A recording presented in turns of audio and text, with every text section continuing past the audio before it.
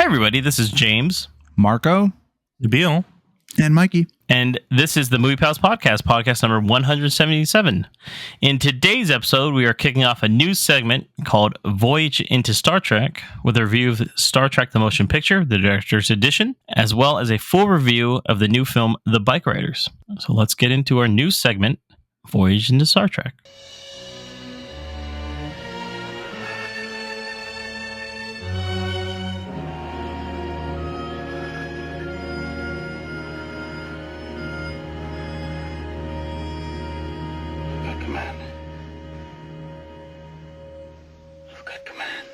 So, this is our new segment we're going to be doing probably for the next few months. Let's face it, these segments, they take a while because the Star Trek movies are what we're going to be looking at, the ones that were theatrically released.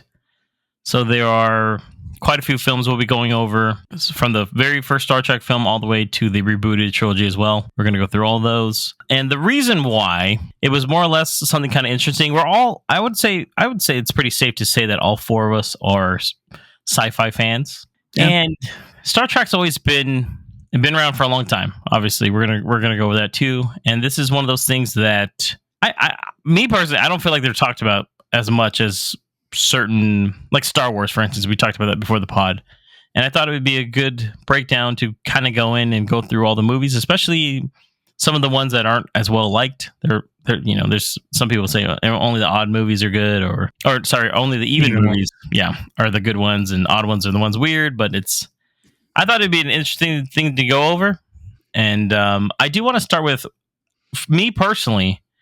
I don't actually have any history with Star Trek. I've never watched the shows, any of them. There's maybe an episode or two maybe I caught when I was a kid because it was playing, and it was probably just truthfully background noise. I can't tell you people's names outside of probably the main people. And even that's probably a stretch, like, honestly. But I actually have seen all the movies, though. Back in, I think, end of high school, early college days, I went and I watched them all. So this is going to be pretty fresh, though, since that's been quite some time since that's happened. And obviously, every one of them, by the way, has been re-released in 4K. So we're going to be watching them in the best format that ever could be seen at this point. And obviously, before, I probably watched them in standard definition, DVD, or even recording it on like Dish Network or something back in the day. I don't know, truthfully. So, Black what box about you? And VHS? Yeah, I didn't see them on VHS. I know I didn't see VHS. This was at least DVD time. So, what about you, Nabil? What's your history with Star Trek? Yeah, I've always actually been a big Star Trek fan. I think because there was always more content, that especially the television series. So I'd watched a lot of those series back to back, and the movies, I'd say the original ones I'd only seen a couple times. In fact, I recently did my own marathon, and I say recently, it was as recent as like 10 years ago. So it wasn't that recent, but I did go do a run through of all the films because of my re-interest when the rebooted Star Trek films had come out. So I've had a connection with it for quite some time, and I've always liked the idea of the story behind what Star Trek is and what their mission is, and it's different from, as we're going to compare a little bit here, from Star Wars in the sense that it's in the future moving mankind in our universe, rather than Star Trek, which is different galaxy and it's a whole different world, things going on in the past. So I've always found the whole idea of Star Trek and the space exploration really fascinating, and so I've definitely been interested in keeping up with the universe as much as I can, and Did you watch all the shows too? I've watched, for the most part, I've watched all of them. I haven't watched the more recent ones that have come out, but essentially everything before these revivals that have come through in the last 5 or 6 years, I have seen all those shows. Nice. Yeah, I tried to watch the classic one, and it is really dated. I couldn't get past the second episode, I think, and I was like, well, that was a good try. So not my go-to for sure, not the original Star Wars series. Yeah. What about you, Mikey? Well, my dad is a huge Star Trek fan. Like, he went to trivia contests and stuff and won. So he's like really big to this. So I was exposed to Star Trek since I was basically a little kid. And it has been a long, long time since I have seen the movies. I do catch the show every once in a while. My dad will just pop some on just because he wants something to watch that he doesn't, if he wants to fall asleep to or something like that. So I'm exposed to the TV shows a little bit more than the movies. I have seen them all. It's just been so long. I don't remember a lot of what happened to them. So this is a nice revisit. And I've seen all the new ones too. I just started Strange New Worlds, so I'm just getting to that one. But all the other ones I've seen already. Anything that's past basically Next Generation, I've probably peeked into and had some interest in. So it's been part of my life for a long time. Nice, and at the very least, we're seeing them all in 4K now too. So, Marco, I'm pretty sure you might be the biggest Star Trek fan. I think. I wouldn't say the biggest. I'd say Mikey's dad probably beats me out. Yeah, probably. Yeah. I'm a huge Star Trek fan. Yeah, since I was a kid. I've never finished the original series, but I have seen a few episodes here and there, especially the ones that tie into later shows. I've gone back and watched to kind of notice the Easter eggs or what it is that they're connecting. It's my mission to finally watch like the original series in its full. And I know it's only 3 seasons, but yeah, I kind of feel it, James. It is a little bit dated. It's definitely a show from the 60s. Like, yeah, they've updated, quote unquote, some of the visual effects, and it makes it just a little better. But for the story, I would want to watch it. I mainly grew up watching The Next Generation, Star Trek: The Next Generation, and I have fond memories of coming home from school, watching all my cartoons, Batman, Animaniacs, all the greats, and Star Trek coming out later, and I have memories of doing my homework and watching Star Trek and just having it in the background and watching the episodes. So that's when I've definitely finished in full, and I watched all of Star Trek Deep Space Nine, which is a heavily underrated Star Trek show. I think it's one of the best. I never finished Voyager. I want to. That's also on my list. And I did watch all of Enterprise, which I know got flack for it not being too Trekky, I guess, but it's actually a pretty well-told story. So yeah, I can name the crew from the original series and even the Next Generation and even some of the crew from the other TV shows. The new shows, I gotta say, I'm split. Discovery is so-so, and Strange New Worlds is actually really good. Very, very well made. Really good mix of the old school and the modern all put together. And of course, I've seen all the movies. Needless to say, has it been a while since you've seen the movies, though, Marco? It's been probably since right before the pandemic or leading into the pandemic. So it's been a while. Yeah. Okay. I think I saw only the originals. I didn't watch any of the new ones. Just the originals, just for nostalgia purposes. But yeah, I remember watching them on like TNT or Sci-Fi Channel too as they come on. They do Star Trek marathons just like Star Wars marathons, and I would sit down with my brother and just watch those nonstop. And yeah, very big fan of Star Trek. Yeah, so as a listener, you'll hear opinions from all of us as different, coming from different backgrounds leading into Star Trek. So this should be an interesting segment. I hope you guys enjoy it just as much as we will. And just like our Coppola segment, we are going to give you trivia leading into everything of where each movie leads off and where they connect to what's going on and how production was made, et cetera, et cetera. So without further ado, let's get into some background on Star Trek in general. So Star Trek was created by Gene Roddenberry. It began with the 1960s TV series and became a pop culture icon. The franchise includes TV series, films, video games, novels, and comics, making it one of the most successful media franchises ever. The original series debuted on September 8th, 1966 in the USA. It followed the USS Enterprise 23rd century crew on missions to explore new worlds. Roddenberry drew inspiration from works like Gulliver's Travels and Forbidden Planet. The Star Trek series expanded its universe further, of course, after the start of the original series, which later continued with Star Trek the Animated Series and 6 feature films. In the 1980s, Star Trek kicked its newfound momentum into high gear with several new series to continue its expanded story on TV, starting with The Next Generation, Deep Space Nine, and Voyager. A further 4 films featuring the new Enterprise crew, the stars of the Next Generation series, were released in the 90s. A later prequel series called Enterprise was released in the early 2000s.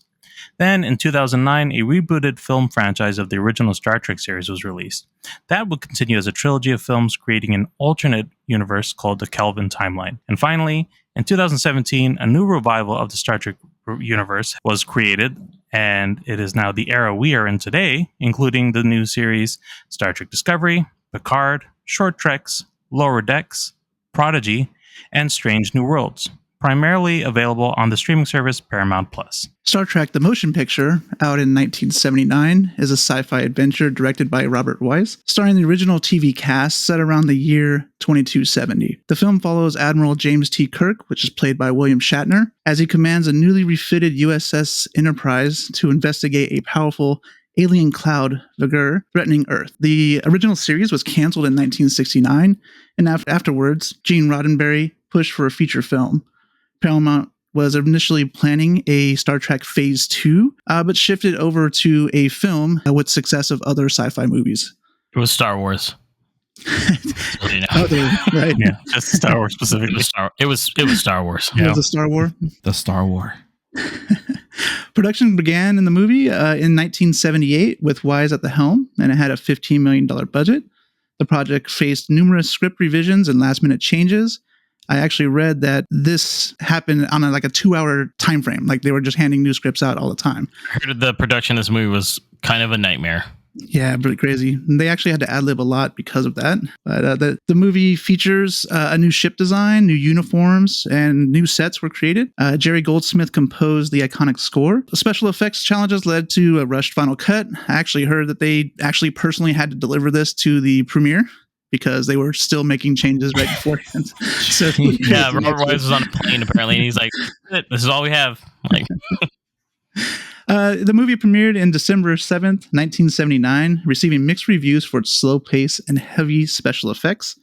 Despite a $44 million production cost, it grossed $139 million worldwide. Its moderate success paved the way for a sequel, Star Trek II: The Wrath of Khan, though Roddenberry was removed from creative control. In 2001, Wise released a director's cut with improved audio, new scenes, and enhanced effects. The length was slightly extended. These are just some of the things that were slightly changed on it. Opening titles now included a fade over a starry background. The Voyager cloud interior was replaced with a small black mat with a CGI shot. The office complex was updated with a new starfield. There's an asteroid scene featuring a CG Enterprise, a different explosion, and the original optical VFX plate. The officer's lounge wall was removed and replaced with a new mat of the window. The Voyager emergence, the original shot was replaced with CGI.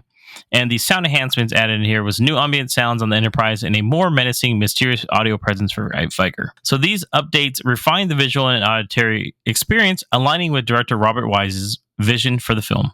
This movie marked the beginning of Star Trek's journey into feature films, blending grand visuals with the beloved character's quest to save humanity. So without further ado, let's get into our review of Star Trek: The Motion Picture, the Director's Edition. Thrusters ahead, Mr. Sulu. Take us out.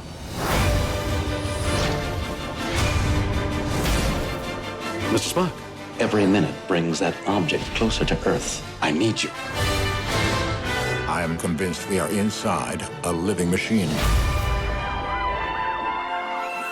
And just as a heads up, we will be doing overall spoilers. The movie has been out for 45 years, so if you didn't catch it, apologies, but we're gonna, just like the Coppola films, we would like to freely talk about it and not hold back. So this movie is sitting at a 53% on Rotten Tomatoes, and the description of it is: when an alien spacecraft of enormous power is spotted approaching Earth, Admiral James T. Kirk resumes command of the overhauled USS Enterprise in order to intercept it. Directed by Robert Wise, who was most famous for West Side Story in 1961, The Sound of Music in 1965, and The Andromeda Strain in 1971, based on Star Trek, created by Gene Roddenberry, written by Harold Levinstein, and a story by Alan Dean Foster. This is released on December 7th, 1979, starring William Shatner as James T. Kirk, Leonard Nimoy as Spock, DeForest Kelley as Leonard McCoy, James Doohan as Montgomery Scott, Walter Koenig as Pavel Chekhov, Nichelle Nichols as Uhura, George Takei as Hikaru Sulu, Persis Kambata as Ilya, and Stephen Collins as Willard Decker.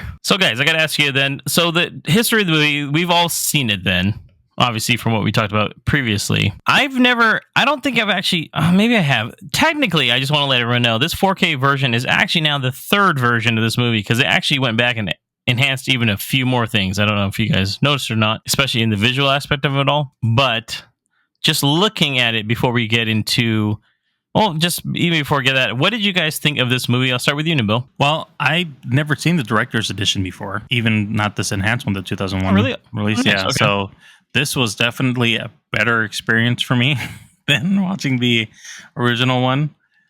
before it was reworked. So yeah, I thought it was a fine film. It's not the strongest Star Trek entry. There's a lot of things that kind of mentioned earlier about critical reviews that I agree with, such as very long-winded scenes, and especially with it being like remastered, I felt some of the scenes were going on way longer than it really needs to be. But yeah, it was for a Star Trek film. I enjoyed it quite a bit. Cool. No, what about you, Mikey? Yeah, I had never seen the director's cut as well. So this was kind of a new experience, and it does actually help the pacing a little bit. It doesn't really drag as much. So I did like that aspect. I actually don't mind this movie. I think it's pretty decent. It is slow, but it kind of gives that exploration / discovery kind of thing for sci-fi. I think sci-fi needs that. And I think a lot of sci-fi movies that come out now don't really kind of capture that. And this really kind of does. So this kind of works for me. I didn't mind the movie at all. I thought that was pretty good still. Nice. What about you, Marco? I agree with parts from Nabil and parts from Mikey. The movie is a little slow than most other Star Trek movies. This is the one I've seen the least too, the motion picture. This version, the director's cut, first time ever seeing it too. I've only seen the original. So it was nice to kind of see some of the effects fluffed up. I think I was talking to James and Mikey. Can't remember, but it takes 37 minutes for the crew to leave the space station alone. That there tells you about the pacing problems of the movie. That being said, I do agree with Mikey that this is sort of like what Gene Roddenberry wanted to.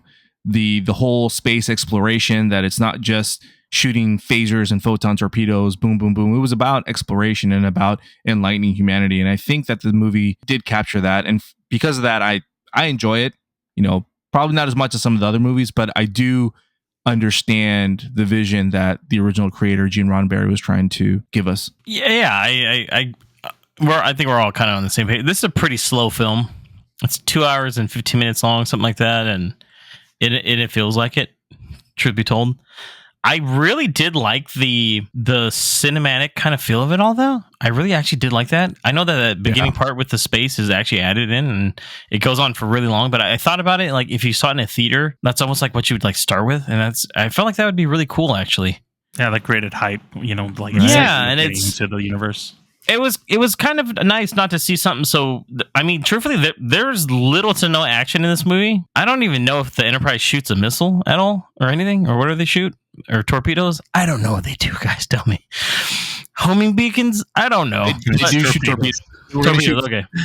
They were going to choose phasers, but they switched to photon torpedoes. Yeah, I don't think it even happens though, right? They're about to. They're like, oh, I guess not. Torpedoes. Yeah, the torpedoes to escape the wormhole when they get caught. Oh, gotcha. Okay, so that makes sense. But it's really slow paced. I thought it was shot really well though, and I almost want to say that's because the director came from such a affluent background of films that he made that are, quite frankly, some of the most beautiful movies that have ever been released. So I understand, truthfully, why it was done like that, and you have a lot of these longer shots. I even liked the shot. I know that, and this is enhanced too, the USS Enterprise coming out of the docking bay. I thought it was beautiful, quite frankly, beautiful. And Mikey brought up the score from it previously. I thought the score was fantastic in this movie. This is the only movie, I think, in the series that begins with the same theme song they use in The Next Generation. All the other films, do use a different one, but I thought that was pretty cool. Yeah, I liked it. I have no connection to the characters though. So jumping into characters, I've always known that the acting wasn't the greatest in the original 60s show, because once again, it came out in 1966. Our standards for acting are quite different from then, especially for a show that was made, a TV show is quite different from acting in a movie in 1966. Because I'm not saying acting was bad back then. It was just this show has kind of had that whole William Shatner being very corny, but I thought it was pretty well acted for the most part. I didn't have an issue with that. Anything on characters for you guys? Anybody that was notable possibly, or any performances or moments that you liked? I've always been a big fan of Dr. Leonard McCoy on there, and his introduction when they do bring him on is still just really funny, because you could tell he doesn't want to be there, and so DeForest Kelley plays him so well, and I like him too. Yeah, just throughout the whole film, like everybody, it is a very, from a character perspective, you know, it's 10 years after the end of the season, so like we were talking about pacing, it's getting everybody together slowly, finding reasons to get them into them. Yeah. Finding a reason to get them all included. Like there's that sense of excitement, especially I can imagine after 10 years if you were a big fan to see them on the screen. But I bet, especially. Yeah. And so to me, there was a lot of fun with that. William Shatner was always an over actor, so he was just who he was in this. Yeah, it's just who he is. But for the most part, man, that's a tight uniform. That is a tight uniform. Still looking good. He said. Well, he actually wears a corset. And you can see it in some of the scenes with the new uniforms they had. You can tell he's like got something underneath it. Yeah. Oh, he's got some kind of tummy a little bit. Yeah. Well, the whole crew is actually concerned with their age and their looks because of how past the show that they have filmed this. That they use special lighting and angles in order to hide their age and their weight as well too. And I was like, oh, that makes sense. But I think for me, Spock kind of was one of my highlights because he's half human and half Vulcan, and you could see that in the original series that he would express some of his humanity in the TV show. Whereas here, because at the beginning of the movie, he went through the Kolinar, which purges the Vulcans from all emotion. He's much different. He's very stoic up until he meets up with V'ger, and he has that conversation with Kirk in the medical bay, and that scene right there probably stood out for me the most for all the characters. I think Leonard Nimoy's just solid too, man. Yeah. I've always liked Leonard Nimoy, even though I only know him from this stuff. I don't know what else. He was the narrator in the Dreamcast game Seaman, but outside of that, he's got a great voice, and I don't know if it was enhanced better for this movie or not. But I watched this with like headphones on because just trying to be quiet and stuff watching these, and he has such a commanding presence when he's on there. I will say though that they kind of, a lot of the other characters don't get too much to shine though.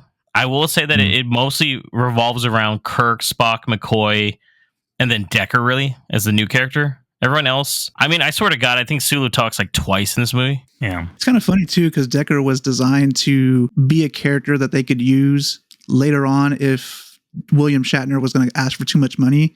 They were going to use his character to take his place, and then it kind of got written out at the end, so it's a little different now. But yeah, that's kind of how that character came to be. It was like we need someone just in case we can't get James back.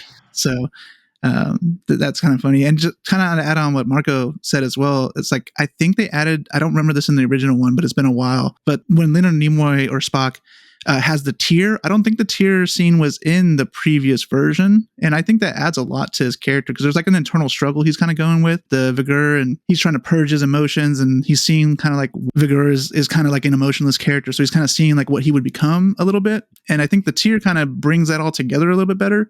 And I don't remember that from the previous version. So I can't remember if it was in the original or not either, but that's also stuck out for me too, Mikey, because it almost like he's really kind of the only character of the crew that has an arc, because we start with him at the beginning and it goes all the way till the end where he realizes that no, wait, I do need the part of me that is human, and I don't need to fully embrace my full, Vulcanness, I guess. It's not a shame to be human. Remind me of like T2 is like, why do you cry? Yeah, basically. Yeah. Basically. Why do you cry? So I was like, oh, okay, that's cool.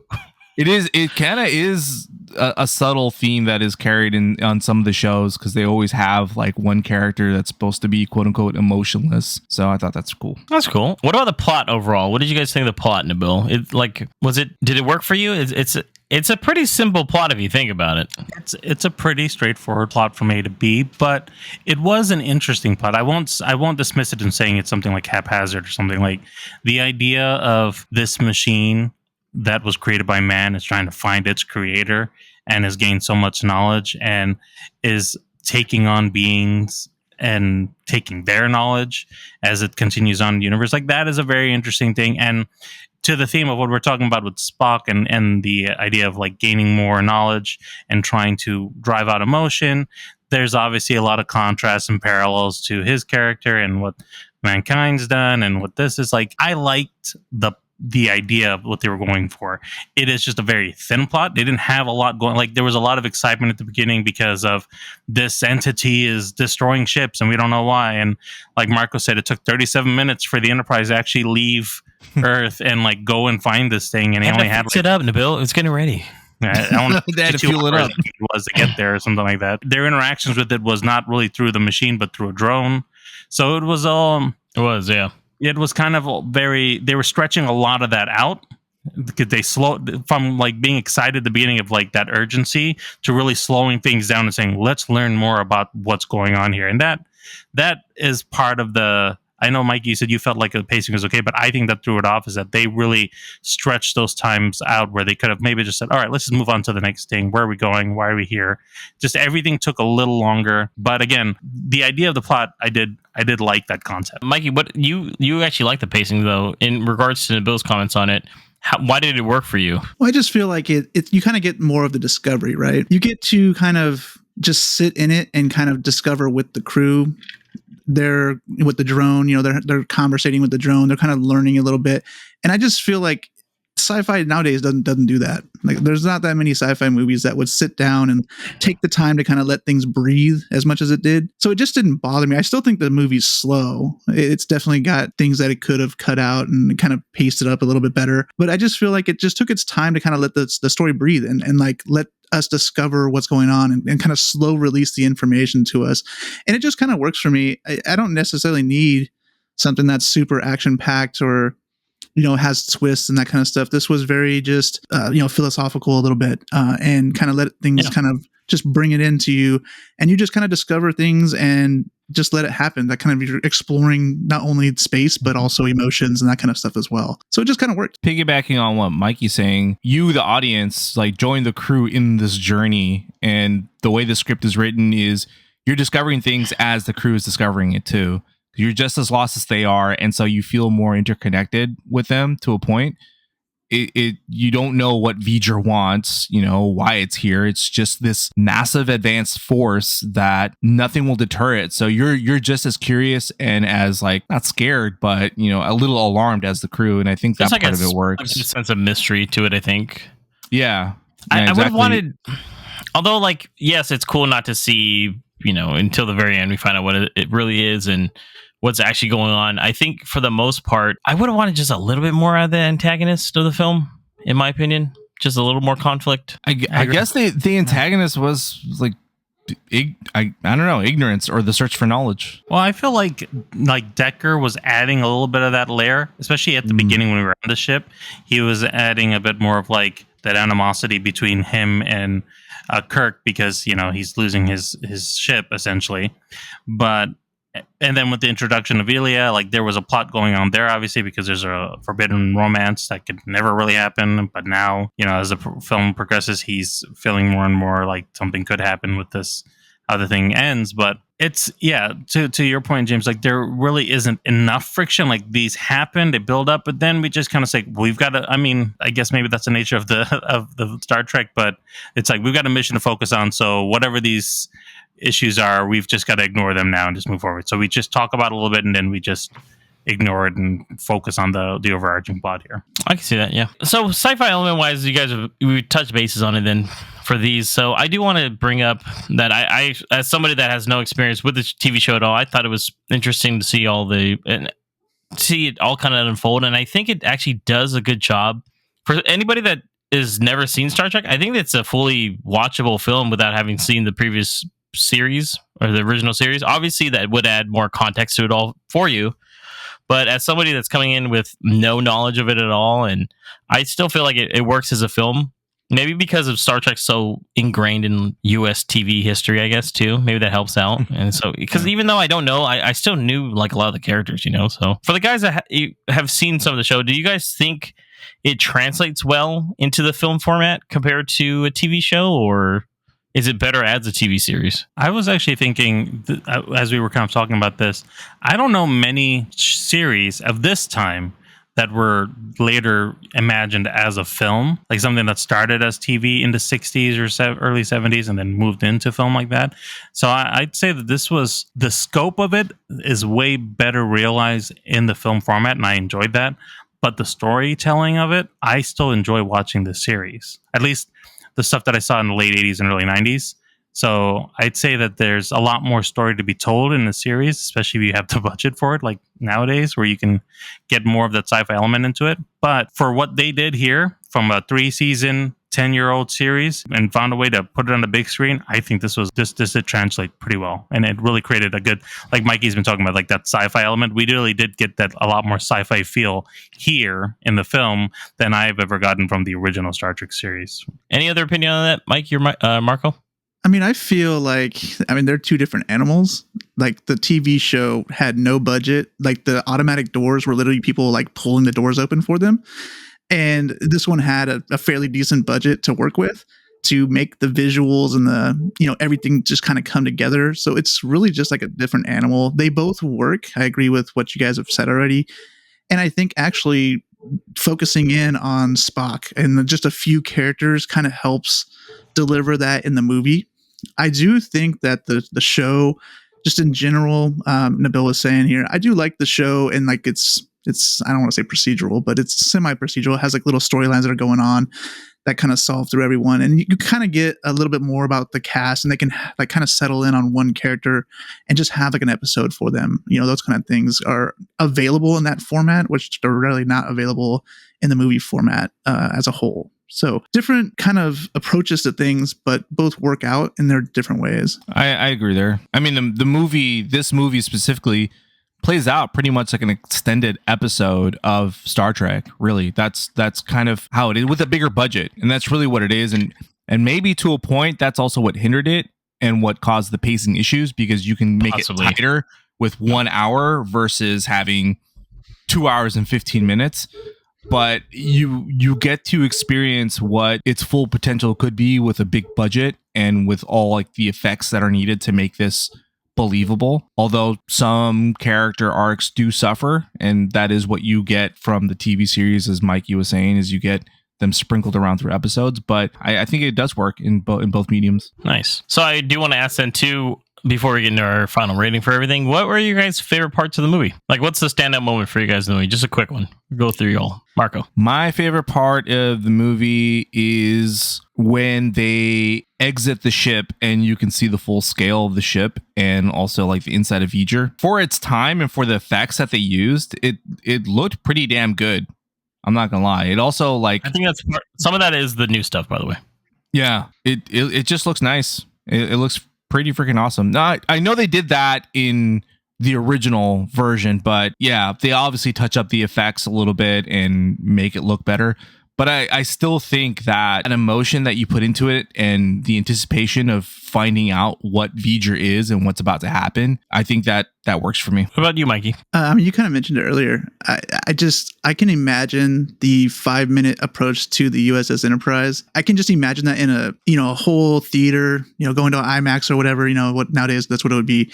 And just kind of, if I was a fan, just how cool that would have been. I guess the model they built of that ship was pretty large, but it wasn't large enough to get the shots they wanted. So they actually built or commissioned a new camera to take the shots.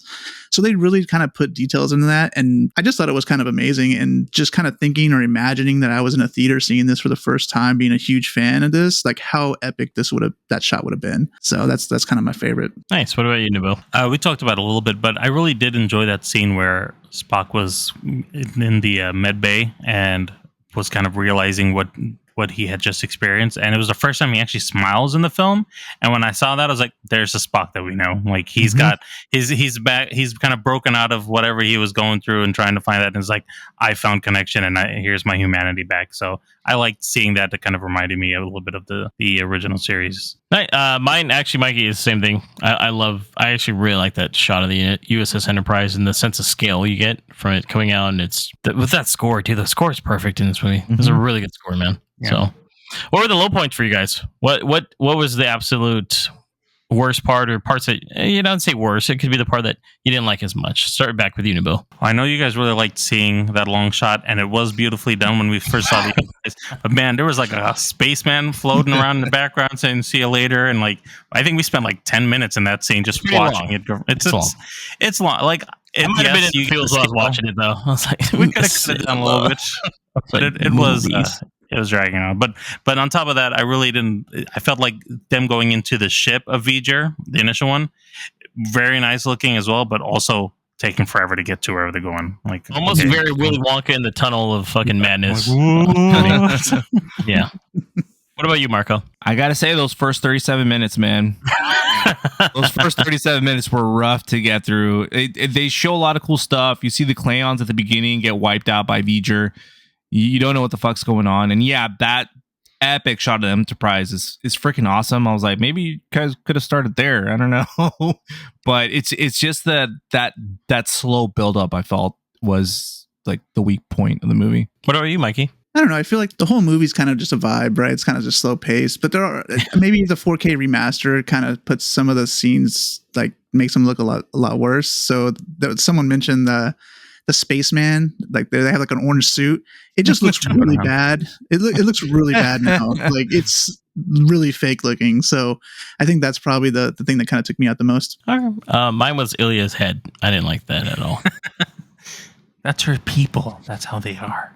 Yeah, it bothered me. I didn't like that look of her. And actually, her as a character was probably one of the weaker points for me. Oh, yeah. Like, as a I feel like general they could have changed that. I know, I can almost imagine it's because of budget. Like, this is the person that's coming back now as the drone. I was like, I have to say, I was like, really? Her introduction, just as an aside, like already it sets up how much you don't like her anymore, because she comes and she's like, I've taken a vow of celibacy. I was like, cool. I just wanted to know your name. You didn't need to share that information. Like, okay, just saying hi to you. That's not a big deal. I like how she calls out Kirk, because every captain has, they're all freaking, womanizers, and she's like, hey, just. Yeah, she just calls him out in front of everybody. I'd have been like, no problem, 8-ball. I won't be saying 5 feet from you. We're good here. So, all right, guys, let's get into our ratings of the film. And if you'd recommend it, Nabil. I gave this a 3 stars. And yeah, I'd recommend it. I think it's worth a fair entry in the Star Trek universe. Nice. Marco? I also give it 3 stars and feel that it's worth a watch, especially the 4K version. And also that final shot at the end when the Enterprise heads cool. on yonder. It's really cool. They had the little Spock narrating, I think, in the background, right? Yeah. Mikey, what about you? I also gave it 3 stars. And just like everybody else said, I think it's worth a watch. Yeah, I also gave it 3. So we all gave it 3. Look at that. Full square. Unison. I think it's worth it if you're a sci-fi fan. Even if you do not like Star Wars and know anything, like I said, that's me for the most part. And I think it's not bad. It's not great. I wouldn't be like, you have to see Star Trek: The Motion Picture Director's Edition, right? Kind of a long title, but for the most part, it wasn't bad. For the most part, it was an enjoyable one. Although it's long, I think it's like Mikey said, a good start off for for at least the motion picture films. So, and are you guys excited to watch the rest of these? Oh, fuck yeah. Yeah, and knowing what the next movie is, yes, I am excited about it. They get better. Yeah, they almost went a little aliens in the next one, if you know what I mean. So, all right, let's move on now to our main review of the Bikeriders. I'm thinking of starting a riding club. Why? All those clubs do is sit around talking about motorcycles. That's what we do. You don't belong nowhere else, so we belong together. But you're the man in charge. I'm Johnny. We're the Vandals. I'm Ben. I like you guys. Your boyfriends are getting into trouble. What the hell were you thinking back there? Nothing. I saw you squaring off with them guys. What do I need to think for? Yeah, you and me, kid. The Bikeriders, currently sitting at a 81% on Rotten Tomatoes. The synopsis is, after a chance encounter, headstrong Kathy is drawn to Benny, member of the Midwestern motorcycle club, the Vandals. As the club transforms into a dangerous underworld of violence, Benny must choose between Kathy and his loyalty to the club. This is directed and written by Jeff Nichols, who also did Take Shelter in 2011, Mud in 2012, Midnight Special in 2016, and Loving as well in 2016. This film was released on June 21st and is currently in theaters. This is starring Jodie Comer as Kathy Bauer, Austin Butler as Benny Bauer, Tom Hardy as Johnny Davis, Michael Shannon as Zipco, Mike Feast as Danny Lyon, Norman Reedus as Funny Sonny, Boyd Holbrook as Cal, Damon Harriman as Brucey, Bo Knapp as Wahoo, Emory Cohen as Cockroach, Carl Glusman as Corky, Toby Wallace as The Kid, and Happy Anderson as Big Jack. So James, I'm going to start with you. what do you think about the movie? You know, I saw this last Monday with Mikey as part of the Regal Mystery Movie, and I feel like we saw this 4 years ago at this point. Lots happened in the last week, but I thought it was okay. I liked it. I'm a kind of a Jeff Nichols fan. Truthfully, I've actually seen all his movies, except his very first one that came out even before Take Shelter. So throughout his career, I've actually seen a lot of his movies, and they all kind of have pretty big ensembles, I think, too. And I liked the cast in this one a lot. I think for me, the narrative structure was a little strange overall, of the way that kind of things are untold or unfolded and told. But I think, truthfully, it's Tom Hardy and Austin Butler are just fantastic in this movie, in my opinion. It's just one of those things where I think the characters really guide the movie, and it's shot very uniquely. I thought that was really well done overall, and it's just crazy that Austin Butler is basically Elvis, and we just keep seeing Elvis movies now in 2024. Yeah, it's just basically Elvis. I'm like, oh, that's Elvis. Okay, it's cool. So yeah, overall, I enjoyed it. Overall, it wasn't the greatest movie, but I had a good time. What about you, Mikey? What were your thoughts? I do agree with what James said. It was told in a strange way, but I got used to that pretty quickly. It didn't bother me in the long run, and the characters are just absolutely fantastic. All the performances are great. Just the cast in general, just everybody did a great job.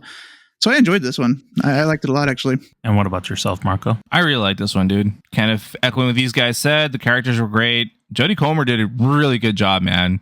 She nailed that accent. Yeah, 100%. I was like, holy shit! Like, how long did it take her to get into this character of just saying every other word? Her little ticks, the way she freaking talked and narrated, it worked for the movie. Tom Hardy, of course, did great. His choice of voice, I guess, is a little questionable, but hey, it worked. He's Eddie Brock, man. What are you talking about? I was like, I was totally expecting to be like, why would we do that? Austin Butler did great, always fantastic, and everything's in. Even though he's kind of stuck with that accent, but hey, whatever, it worked for this role. I mean, guys, I think this is his voice now, guys. Going forward, I don't think we're not. It's not as hard as it used to be, though. So there's that. It still has that. I don't know, man. A little hint of it. The whole cast, dude, it all worked. The whole group of the bikers worked. Each of them had a different personality. I like that. And I didn't have a problem with the narration. I felt it worked. It was told like kind of in the personality of these characters and through the lens of these characters. And, whether or not they are a, reliable enough narrator or not is up to us, because it's really up, their opinion of how things unfolded. Specifically Kathy's. But I think it worked. It was unique. Yeah, it was a little off-putting at first. It's like, oh wow, a little jolty, but I still enjoyed it. Yeah, I mean, I'm with you there, Marco. I thought that the story itself was an interesting way to tell. I liked the interview aspect of it and kind of going back and having it retold from an outsider's perspective. So that whole premise of the interviewer and interviewee and just trying to build a story around that, that was quite enjoyable. It was a little different take. And yeah, just echoing again what everybody's saying here, very strong character work. Jeff Nichols had a vision for this. I saw a couple of interviews about what he was trying to base it off of and the feel he was trying to go for it. And I think it all comes very clear onto the screen when you kind of realize what he was going for. And in the film itself, like, to be honest, I compared to some other films that just have like motorcycles in them, this really made me feel like I was seeing a club for what it was, and they just actually wanted to hang out. And obviously, we talked a little bit at the synopsis about how it kind of devolves into something more violent over time. But at least that initial feeling of why the club is there to how it got over there, I feel that there was a good progression there where we actually had a better understanding of how it went to where it ended up being, and that it just was really well told, in my opinion, from how we started. And it wasn't just being force-fed to us to say, and then, like one of those older films in the 90s where they would kind of go back into the 50s and say, but that never happened, and this is what really is going on now. Like, there wasn't that kind of narration. It was just kind of showing you as good. So I enjoyed that part of it. And speaking about, like, we obviously a big ensemble cast. We have a lot of performances. We've talked a little bit about the voice work as well. But I'm going to start with you, Mikey. Let's talk a little bit about some of the standout characters. Who really stuck out for you that you really felt was a strong performance in the film? Yeah, I mean, everybody kind of said, like, everybody did a good job. So I do think Jodie Comer and Tom Hardy did a great job with their characters. But I just really thought that Austin Butler and Benny was just a really interesting character. He almost has like a nonchalant way of going about his life. And he just loves writing. And he kind of just wants to kind of fill that out. And I feel that the love triangle, I'll call it that, between Kathy, Benny, and Johnny, right? They're all trying to get Benny on their side, and it's really not really even. It can be said as a love, but it's really just kind of wanting him to be around them. They just kind of like his presence, I guess. And the way he kind of just has kind of like an attitude about how he approaches everything. I mean, he's even telling them like, "Nah, it's not me." In some of the stuff, like kind of like, "Hey, this is you. Like the club is going to be, maybe yours at some point." And he's like, "No, it's not me." And then, Kathy's trying to pull him in her direction. He's like, "No, I'm always going to be writing." So he's always like kind of fighting everything, and he just pulls it off really well. And then he's got charisma. He just feels like, and that's not just in this movie, in a lot of movies, but this movie really kind of came off pretty well, in my opinion. He's just going with the flow. He's staying loyal to both his wife as well as the club. And he doesn't really give in to either one. He just plays the middle ground and just kind of stays and just rides. Yeah, and a good succinct comment that he made that kind of really speaks to his character was somewhere during the film. He's basically saying, I never asked for anything. I never wanted anything in return. Like, this is who he wanted to do his thing, and that was it from the beginning, and made that very clear. And that, I think, stayed consistent throughout the entire film. Yeah. What about you, Marco? Any notable performances in your mind? For me, again, it's got to be Kathy, Jodie Comer. She was the main narrator of the story, and just the way she told how things unfolded and the way she described the characters was very unique, because again, you're hearing it basically and seeing it from her perspective. And even though she may say some things about, a certain character, like when we're shown what happens, you could get a different perspective of it. Aside from her, I think that Johnny as well, by Tom Hardy, I think that he was very interesting as well too. Although you never really get an explanation really as well, I guess you kind of do, but it's kind of an offshoot explanation as to why he starts the motorcycle club, because he watched the movie and he liked it. But it's not a strong enough explanation, but still, like, in a way, is a guy that's wanting to look for belonging and a family. Like, I guess, he has a family, but he showed more love for his motorcycle club than his own family. He's a very good flawed character because he wants the best for the people that he cares about, but he also makes mistakes in trying to do that. He's, in trying to push the wrong guy to be the leader of the club, he misses out on a good opportunity to try to find a successor and face his consequences because of that. And it's very tragic. Yeah, I think, the idea of longing for something more, even though you feel like you have everything, I think a few of us can relate to that. I certainly can. Like, just because you have a lot of things in your life that are great for you doesn't necessarily mean you don't want something more and more connection. I mean, hey, I'm doing a podcast 2,000 miles away from you guys. I don't have to be here this time, but I want to be with you guys, right? I long to connect with y'all as much as we can, So there's always that idea. And so the sense of him trying to find that meaning for him, that he enjoys something and want to be able to meet other people that enjoy that stuff. Like, I think that's an interesting character development for him, of saying, I'm doing something, and this is how I want my life to be, make this a part of it. James, what about you? Anybody stand out for you? Yeah, I mean, Tom Hardy character Johnny, he's just, like Marco said, he is very flawed. He's in over his head near the end of the film too, and him and Benny's relationship is almost like a father and son kind of relationship, and he wants Benny because he knows the guys respect Benny, and he's kind of losing sight of that things are getting really out of control because they keep adding more clubs to make the Vandals even bigger. It's just, but he's almost like a legendary figure to everybody else. Like, he's almost unknown. Like, yeah, he has a family and stuff, but he runs this club, and he's such a badass, and his sense of the coolness factor coming from him is fucking off the fucking charts, guys. He made me one. I was like, I want to join the motorcycle club.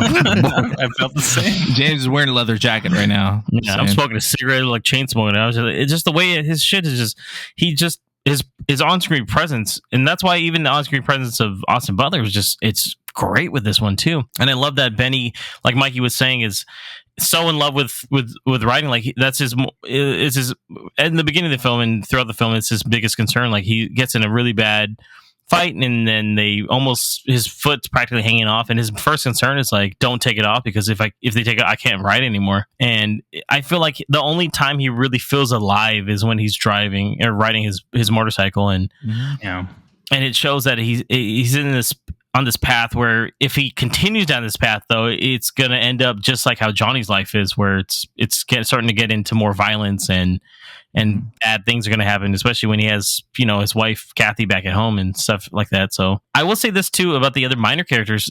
It reminded me a lot of like the Warriors and how they have it set up, or like the Outsiders, another cool film. The Outsiders.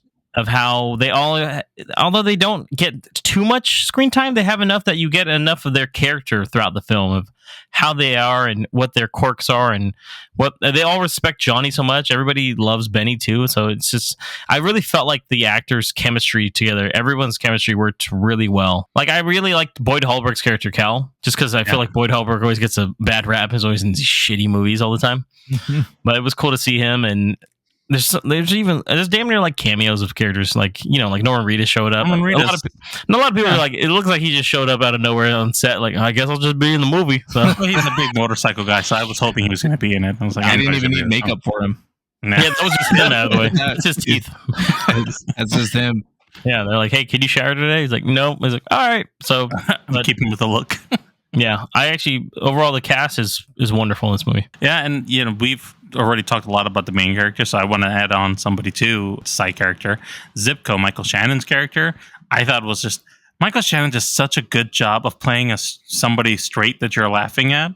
Yeah. And it's just so refreshing in this film, where you have everybody who's like really serious, some serious stuff going on over here, and he's over here hating the man, F you to the institution, wanting to try to be something and was dismissed, and you can feel like how much anger he has in it, but at the same time you can laugh at it because it's such a ridiculous situation that he's in, the reasons he hates things. So he just plays him so well, and he's only in a few scenes, but those moments are just really kind of connects and sets the tone of each scene that we're in with him. So I think that he did a great job. And to your point, James, talking about the chemistry with like Tom Hardy and Austin Butler and their connection over there, the father-son relationship, I think that Tom Hardy is a very good actor, and I think he goes a little too interesting with his role choices that sometimes it doesn't really always portray as well on screen, and because of who's directing him or what notes he's being given. But I think in this film, he's kind of back into that form of like, I know what I'm doing here. This is who I want to be,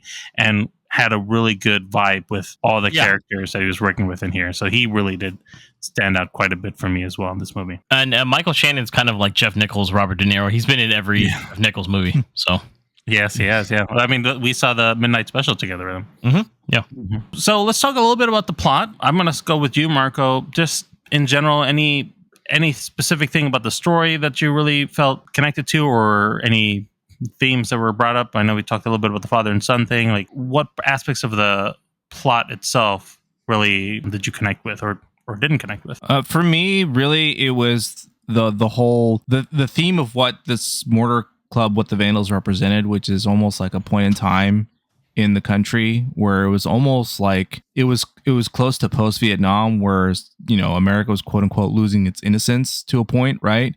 And the club started off kind of like that, very innocent, a place for these guys to belong, to feel brotherhood, to feel family, even if they already had family. Not many of them really talked about extended family. I think some of them talked about a brother or a cut, something like that. But this was their extended family, the Vandals. Yeah. And so it starts off as something like that. And then you start to see like it's post-Vietnam, and they start to expand the group. And they even mention a lot of the guys that they're getting are people who have gone out to war, coming back with, that trauma, with all that they went through and everything with war, with what comes with war. They've seen some shit and it's like the inability to deal with that. It's the first time you had to deal with that ever since like World War II and stuff. And it showcases that transition, and the motorcycle club starts to get more violent. Things start to get more intense, more complicated. And I like that. I liked that comparison of where, how things quote unquote were and where they transcend into, and their inability to control it. Johnny eventually starts to not even be able to control his club. He's like, well, the young guys don't listen. I tell them don't do this or that, and they just do their own thing. And I like to see that, where that change in time from one to another, and I feel like it really captures it like kind of perfectly in the story. Yeah, Mikey, what about your thoughts? Anything to add on to that, or maybe even some scenes that stood out? I mean, just kind of piggybacking off Marco, I agree with a lot of what he said here. But it just kind of shows that even if you have really good intentions, Johnny is starting this club because he wants to just hang out with people that, quote unquote, it's a place to belong for the people that don't belong kind of thing, right? So it's just so good, such a good intention that he was trying to go for, but it just shows like how much things got out of hand and they spiraled out of control. And he really didn't have a way to recuperate once it started doing that. He attempts to, but he just doesn't have a way to. He's focused on his chapter, his people, and because of that, he just couldn't control everything outside of that. So it really just shows like how much just intentions kind of play into things, and how much you can get. There's just chaos. There's just so much unknown information out there that you just can't expect. And then once it gets out of control, you can't reel it back in. It's just too much. Yeah, I mean, that's how we felt before bringing you in on the pod full time. Like, we weren't sure what kind of chaos you were going to bring to this. And so it took us a while. And I think it's working out all right. But God knows what you're going to come by one day behind Marco in his room with a knife. And, God, I don't know what's going to happen after that. We're going back to a trio. Yeah. Mikey already doesn't listen to us. We start whenever he says. So yeah, I'm the boss. 5 more minutes. Okay, man. Jesus. What about yourself, James? Any thoughts on to add on the plot itself or some of the scenes? Some scenes I really liked. For instance, it shows you the camaraderie ship, or kind of even going back to Benny. There's a part where Johnny's talking to another gang kind of or club that shows up at a meet, and it's actually going okay, but Benny is under the impression that they're about to fight, so he just starts a brawl with everybody. Right. And as soon as he punches a glass, and it's just kind of gruesome, it's stuck in his hand, and after that they all kind of just chill and like, let's go get drinks. I thought that was cool because it kind of shows like the boys will be boys kind of thing, right? Like at the end of the day, guys can fight and stuff, and then in a minute we can be like, oh, you guys want to go get some food or something, and then be totally fine. And I actually liked how they kind of portrayed that. It's just a misunderstanding, and sometimes you just got to duke it out. And that's like the old school feeling of it, I guess, for at least for that scene. And I thought it was a good mix of just a comedy too in that. So, and any scene with the motorcycles, it's awesome, man. Just the sound was really good on those too, and it's just the way that they portray the how cool they are and how they're making choppers and everything's kind of custom. And I like the scene where Cal is breaking down, like, you can buy any kind of motorcycle, but it takes a real guy to like actually customize it, and it's unique to them. That's why they love their bike so much. So I like that. Yeah, they've customized it to spec it the way they want it to be, and I think that's a part of the storytelling you don't get in some of these films that do feature cars or motorcycles, about like the actual the motorhead, the person who's actually taking the time to invest into their vehicle to make it their own and not just buying something off the street. But I do agree with like the visuals that we had, especially the scene where Benny's being chased by the cops. That whole sequence is pretty awesome. Just you feel like you're right on the motorcycle with him, and all the way to by the time you kind of, and this is a little bit of a spoiler, but by the time you feel like he's escaped, and then suddenly he's just fucking out of gas, and there's nothing you can do here. Yeah, he's like, well, they got me. Yeah, it shows you how alive he is doing that, though. It's such a thing. And I like the follow up with it where they're like, "Did you run 21 lights or something?" And he's like, "I guess that's what they said." So felt like more. Felt like more. Yeah. What about so we talked a little bit, James brought up the some of the scenes, but Mike, I'm gonna go back to you a little bit. Anything else visually stood out for you? Like, was there any shots that you were like, wow, I can't believe I'm seeing this, or was like, why do we put this in this movie? I just you guys mentioned it here, but I like the riding scenes, like where they were going through the farmlands and you're just seeing like these nice like sweeping shots of just beautiful land. And then just the overall vibe of the film was just like 70s, a little bit of grunginess to it. and it just had like a whole like almost a photographic feel to it, because I know this movie came from like photography and you know, that kind of stuff here. Yeah, right. And I felt like they kind of matched that presence that you would see in like a photography book. Like if you were looking at like a photo album, it kind of captures that kind of look to it for me. Yeah, I think, and if I remember correctly, reading a little bit on the history of this film, like that reporter or interviewer, he makes a mention that he's going to make a book. Like that's what the inspiration of this film was from. It's an actual motorcycle book that he has pictures and the interviews on there. So he tried to recreate those scenes from the photos into the film, so you got to see that, you know, be fully realized rather than just seeing the pictures or the stills from the original book that came out in the 70s. What about you, Marco? Anything that really stood out to you that was memorable? Kind of echoing what Mikey was saying, just the visuals they would use as they were riding the bikes. Like that, it was always really cool. I know we recently saw like a movie that involved motorcycles, Furiosa, but the way this movie does it, you know, obviously they're not in a post-war country or anything. I would say but slightly different themes there. Yeah. But it was cool to see them like all riding and stuff. They'd all do these mannerisms too. Like sometimes they'd be riding and holding with one handle and kind of look back like with half their body and stuff. It was cool to kind of see like these guys, you know, just riding in action in their natural habitat. And also whenever they had those like biker get-togethers, I know like James had mentioned in one they had a brawl and stuff, but then you have another one later on where they're all just chilling and sharing stories, and the main interviewer guy is just like asking them, you know, random questions and getting to know them and get their personality. But all that was filmed so well. You know what? I would have wanted more out of Mike Fast now too, especially after seeing Challengers recently. Yeah, you know, yeah. I like, he's such a minor character in this movie, but it was cool. Yeah, they only show him a couple times. Really, he has like I think 3 prominent scenes. Yeah, this movie was supposed to release last year, by the way, but it was. I didn't realize. Yeah, it was supposed to come out last year. It was delayed because of I want to say the strikes, and then they were dropped by Disney, and someone else had to pick them up. So yeah, I think just we didn't really add this, but I want to mention there's a scene near the beginning ish where Kathy is meeting Benny for the first time, and she's getting Good right scene. back, and there's like a night scene with all the motorcycle crew following behind them on the highway, and I really like that. To me, set the tone of what these shots were going to look like, because it was really well done. But just seeing them all together over there. It's funny though. It's funny in that scene because she's just meeting everyone for the first time and not getting the greatest first impression from these guys. Right. Yeah. They all eventually become like her family too. Yeah. So. Yeah. They all care about her.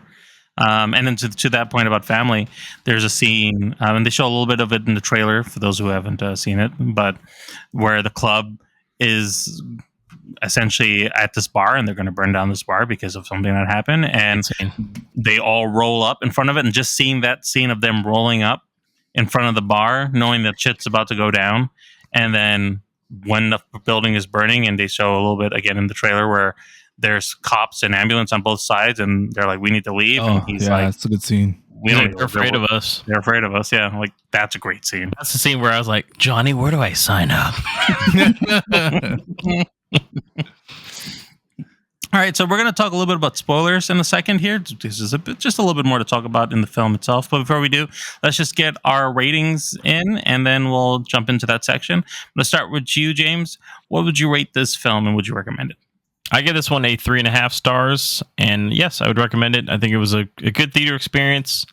If you can catch it in theaters, it was overall an entertaining film. Excellent. How about yourself, Mikey? I give this one 4 stars, and I definitely recommend it. I thought it was really good. And Marco? I also give this one 4 stars. I think it was a really good movie. I think it's worth a watch in theaters. Definitely go check it out if you can. I also gave it a 4 stars, and I recommend it. And as well, echoing everybody again, this film, you should, if you can, catch it in the theaters. You'll just have a better, more enveloped experience being able to see this in the cinema rather than waiting for it to come online. So with that, we're going to jump a little bit in the spoilers just to talk about some major plot points, which you may or may not assume is going to happen in this film. If you haven't seen the film yet, I would say skip forward a little bit where we can tell you what we're going to be watching next. Otherwise, stick with us while we jump into the spoilers.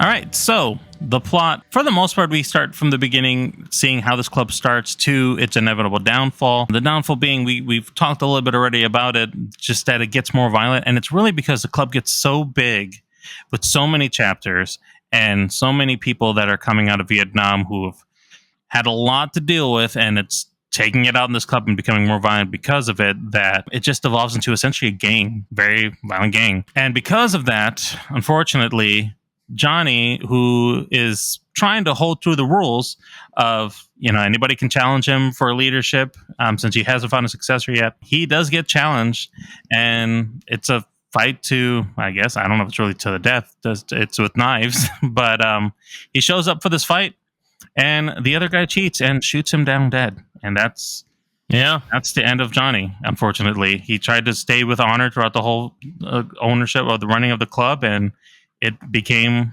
what he didn't realize it was becoming, which is something more than he ever anticipated. What did you guys think about his fate and how that really ended?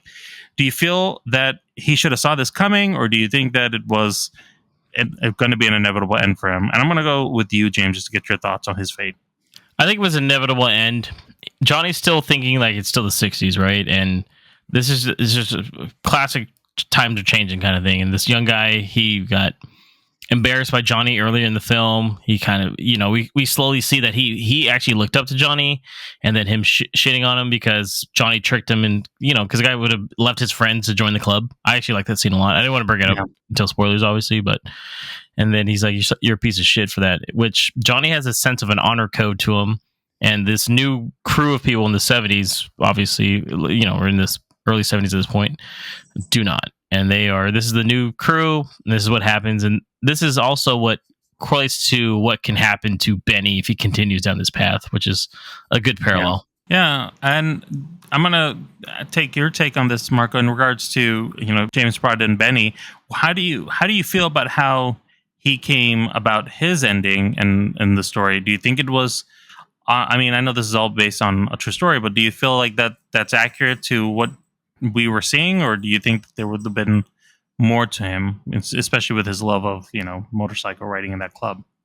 I think it is. I think it fits Benny really well, because I think he knew that he would become someone like the young kid that killed Johnny if he were to become leader, because we see that even at the beginning and a little bit in the middle of the movie where Benny refuses to take off his jacket, his club jacket. Two guys challenge him, and he basically antagonizes them by not doing it, and decides to fight them, hence perpetuating the violence. And him seeing Johnny's fate and what happened and who it was that did it, I think sparked something in him, be like, I'm gonna end up dying, or that's where I'm gonna end up if I continue to do this. As much as I love this, I think I actually do value my life a little bit more. And he ended up escaping from that, even though it hurt him, because you see him at the end, he's smiling at Kathy, and he's looks happy, but then he's looking off to the side, and you hear the motorcycle sounds, and he misses it, but he knows that he'll end up just like Benny if he continues down that path. Either Benny, or he becomes like the dude who's now the leader of the club who turned into a gang. Yeah, you either turn in Johnny or that. I like that scene with when he comes back, because he's gone for like a year or something. Yeah. Right, or 2 years? I don't know. Just fucking disappears. Yeah. He kind of just drives off after. There's an issue with Cockroach where they have to make it look like he got killed. Basically, just get him out of there, because Cockroach wants to become a police cop, which is like crazy to tell people that. I was like, maybe keep that one to yourself, big guy. Like, I don't know why the hell you're telling people that at a party you're all drinking. Like, not a good look. But tells it to the three shadiest guys there. That's the one scene I wanted to talk about too, was with Benny and Kathy, where he comes back and he's just on the porch. He's crying, and it's not just he's crying because he finds out that Johnny died. I think it's almost like he's lost a father figure, but it's also, I think he's crying. I think me and Mikey talked about this other movie. He's crying because he knows he can't ride anymore. Like, he has to give up like the biggest thing that he loves the most out of his life. So I thought that was really well done. Yeah, I think that's a good point. James said it begins a shift in his character and who he is, knowing that he can no longer have what he's kind of tried to hold on to, even with leaving, and is like, this is now the choice for me, because I don't want what happened to Johnny to happen to me, but also I don't want to go through this alone, and he's coming back to Kathy to feel that. I actually like that it ended on, even though it's a somber ending. I like that Benny didn't get killed by the end. Yeah. I thought he was gonna die. I was like, he ain't gonna make this. Mm-hmm. Especially being so young. I know. I mean, it's Elvis. I mean, he's got to do blue Hawaii It's still. happening, What about you, Mikey? So speaking about Benny and Kathy specifically, like there was a scene with Kathy we haven't really touched on where she essentially almost gets raped, and to me it's a very well shot scene. Like the terror that somebody's facing, like you're around all these guys and you're being protected by the leader of the club, but when they're not around, who's there to protect you, you know? And she potentially going to be put in a situation where that I don't know if she could ever recover from. And like how do you feel about her outcome in this story, and maybe the relationship with her and Benny, or even this triangle like we kind of mentioned between her and Johnny, like how this ended for him? Yeah, I mean, I don't want to say like she won the battle, but I mean, she does end up being with Johnny, but I think it's not true Johnny, and she kind of feels that as well. So yes, she's with him at the Benny, end. I'm sorry, yeah, Benny. She's with him at the end, but she even knows, like looking out. I think like she was looking out the window at him, and he's just talking with his cousin, owns a shop in Florida, whatever they were at. Right. And I think she actually knows that it's not the complete Benny that she knew from the past. And so she's got a little bit of, I don't know, there's something there that's, something's missing. She knows it a little bit, but in the end, she knows it's the best for her and it's the best for Benny as well. So it's like kind of like James was saying, it's kind of a sad ending, but it's also a happy ending. Benny's still alive. He's still functioning. He's still with her. So it's just kind of a strange ending, but it's good in some ways and bad in others. So it's just a matter of perspective, I guess. It's like life, right? Things happen. You have to adjust to it, and you have to do the best you can to keep moving forward. So, unfortunately, for Benny, it's his loss of the club, and it's the loss of what he loves to do. But ultimately, he makes a choice to change his life, which is nice. Yeah, I mean, we're all going through our middle stage of our life. Well, some of us sooner than others. And obviously Marco's like coming on the other side of his golden ages at this point. He's 102, I think. So yeah, he was there when the first motorcycle. He's like, we just called them pedal bikes.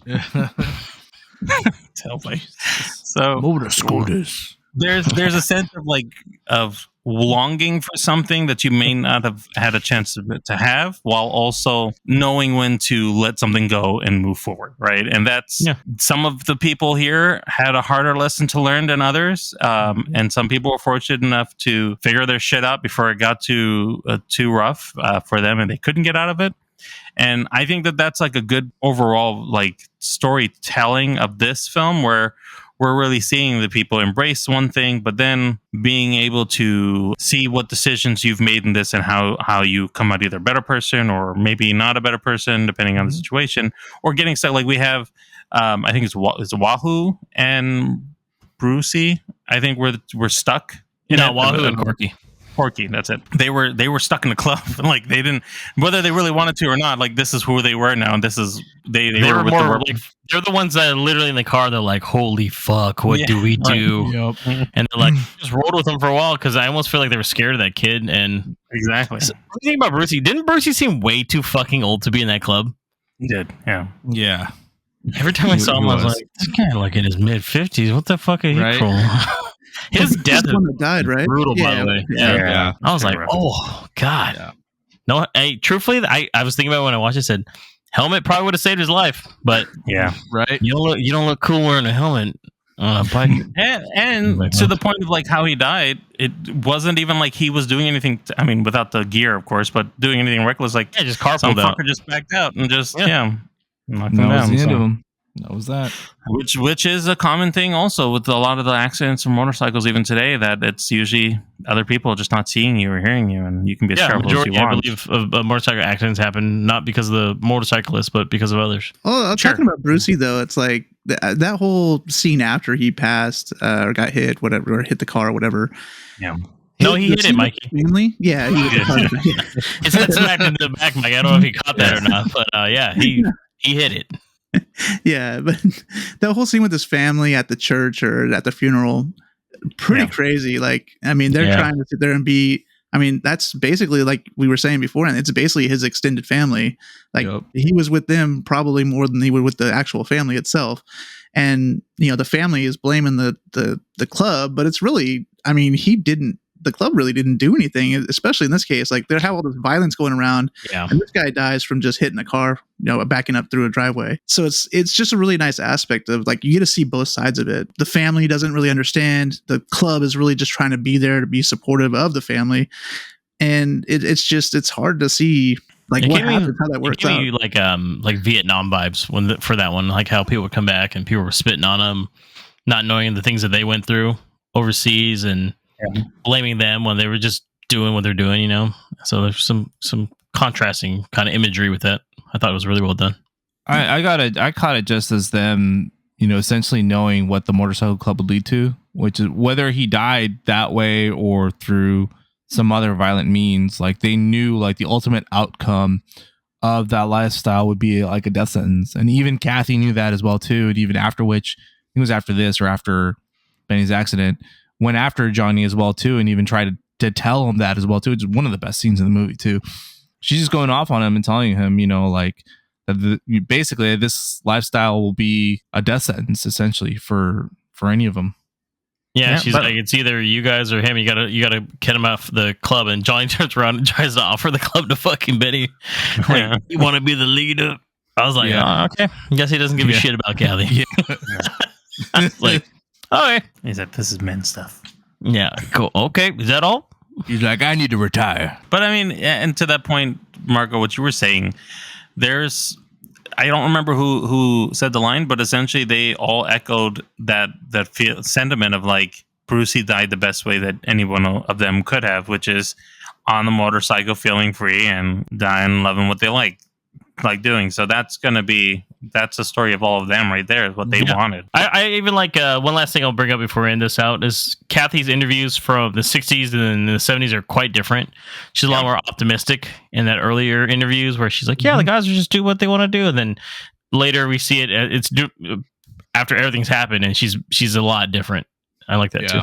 She's seen some stuff and she's happy that she's been living in Florida, so I mean I get it. So right. All right, guys. So with that is the end of the podcast. We appreciate you all for tuning in. Marco, let them know how they can reach us. You can listen and follow us on your preferred podcast platform. We are everywhere. For a convenient link to all our social media channels, visit linktree/moviepalspod. That's linktr.ee/moviepalspod. And remember, smash that subscribe button and you'll never miss an episode on this ride or the next. Catch us on TikTok for sneak peeks of upcoming episodes and more exciting movie content. Follow us at Movie Pals Pod. And make sure to tune in for our next episode, podcast episode number 178, where we will be doing a marathon of all the Beverly Hills Cop films, including the upcoming Beverly Hills Cop Axel F, streaming soon on Netflix. Thank you, Nabil. Until next time, this is James, Marco, Nabil, and Mikey. Have a great one.